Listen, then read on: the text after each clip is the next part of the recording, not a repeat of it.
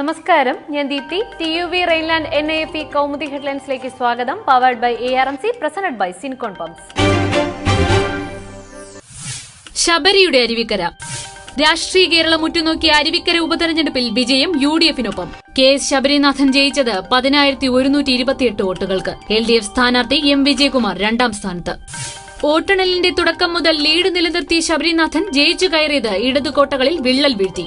8 പഞ്ചായത്തുകളിൽ 7ലും ശബരിനാഥന് മികച്ച lead. വിജയകുമാറിന് lead ലഭിച്ചത് അരുവിക്കര പഞ്ചായത്തിൽ മാത്രം.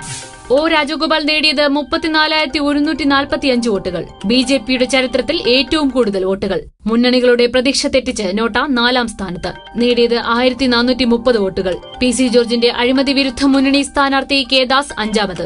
അച്ഛന്റെയും സർക്കാരിന്റെയും വിജയമെന്ന് ശബരിനാഥൻ. പുതിയ പദ്ധതികളും റോഡ് നവീകരണവും ലക്ഷ്യമെന്ന് ആദ്യ പ്രതികരണം. ജനവിധി അംഗീകരിക്കുന്നുവെന്ന് പിണറായി വിജയൻ. അരുവിക്കരയിലേത് കേരളത്തിന്റെ മൊത്തം വികാരമല്ലെന്നും പിണറായി. പ്രതിസന്ധിയിൽ ഞെരിഞ്ഞമർന്ന് യൂറോപ്യൻ രാജ്യമായ ഗ്രീസ് സാമ്പത്തിക അടിയന്തരാവസ്ഥയിലേക്ക്. നിത്യച്ചെലവിന് പണമില്ലാത്ത ഗ്രീസിൽ ബാങ്കുകളും ATMകളും ഒരാഴ്ച അടച്ചിടാൻ സർക്കാർ നിർദ്ദേശം. സാമ്പത്തിക പ്രതിസന്ധിയിൽ പെൻഷൻ വിതരണവും ഓഹരി വിപണിയും നിലച്ചു.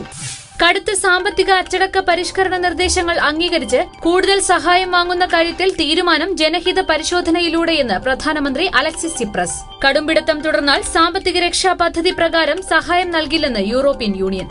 സഹായം സ്വീകരിക്കുന്ന കാര്യത്തിൽ ഞായറാഴ്ച ജനഹിത പരിശോധന നടത്താമെന്ന പ്രധാനമന്ത്രിയുടെ നിലപാടിൽ യൂറോപ്യൻ യൂണിയന് പ്രതിഷേധം. ഗ്രീസിനെ സാമ്പത്തിക പ്രതിസന്ധിയിലാക്കിയത് നേരത്തെ നൽകിയ സാമ്പത്തിക സഹായത്തിലെ അച്ചടക്ക പരിഷ്കരണ നിർദ്ദേശങ്ങളെന്ന് പ്രധാനമന്ത്രി അലക്സിസ് സിപ്രസ്. IMFും യൂറോപ്യൻ യൂണിയനും ഏർപ്പെടുത്തിയ രാജ്യാന്തര സാമ്പത്തിക സഹായ പദ്ധതി അവസാനിക്കുന്നത് ഇന്ന്. 2009 മുതൽ സാമ്പത്തിക പ്രതിസന്ധിയിലായ ഗ്രീസിനെ കാത്തിരിക്കുന്നത് ആശങ്കയുടെ ദിനങ്ങൾ. വസുന്ധര വളച്ചുകെട്ടിയ കൊട്ടാരം. രാജസ്ഥാൻ മുഖ്യമന്ത്രി വസുന്ധര രാജയ്ക്കെതിരെ രൂക്ഷമായ അഴിമതി ആരോപണങ്ങളുമായി കോൺഗ്രസ്. രാജസ്ഥാൻ സർക്കാരിന്റെ നിയന്ത്രണത്തിലുള്ള ധോൽപൂർ കൊട്ടാരം വസുന്ധരയും ലളിത് മോഡിയും ചേർന്ന് സ്വകാര്യ ആഡംബര ഹോട്ടലാക്കിയെന്ന് കോൺഗ്രസ്.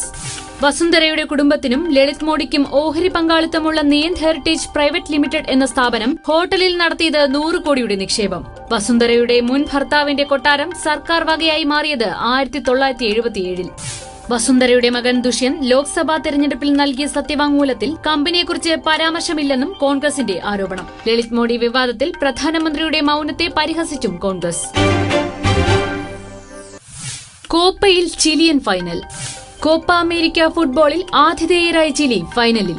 ഇന്നു പുലർച്ചെ നടന്ന മത്സരത്തിൽ പെറുവിനെ തോൽപ്പിച്ചത് 1-2 ഗോളിന്. ചിലി ഫൈനലിലെത്തുന്നത് 1987 ശേഷം ആദ്യം. ചിലി ചരിത്ര ഫൈനലിലേക്ക് മാർച്ച് ചെയ്തത് എഡ്വേർഡോ വർഗാസിന്റെ ഇരട്ട ഗോളിൽ. ചിലിയുടെ വലയിൽ വീണത് ഗാരി അലക്സിന്റെ സെൽഫ് ഗോൾ. പ്രതിരോധ താരം കാർലോസ് സാംബ്രാനോ ചുവപ്പ് കാർഡ് കിട്ടി പുറത്തുപോയതോടെ പെറു മത്സരം പൂർത്തിയാക്കിയത് 10 പേരുമായി. ഫൈനൽ മോഹവുമായി അർജന്റീന നാളെ കളത്തിലിറങ്ങും. മെസ്സിപ്പടയെ നേരിടുന്നത് പരാഗ്വേ. മത്സരം ബുധനാഴ്ച പുലർച്ചെ 5-ന്. മെസ്സിയും സംഘവും കളത്തിലിറങ്ങുന്നത് അനായാസ ജയം പ്രതീക്ഷിച്ച്. TUV Rheinland NAFE Kaumudi headlines powered by ARMC, presented by Syncon pumps സമാപിക്കുന്നു.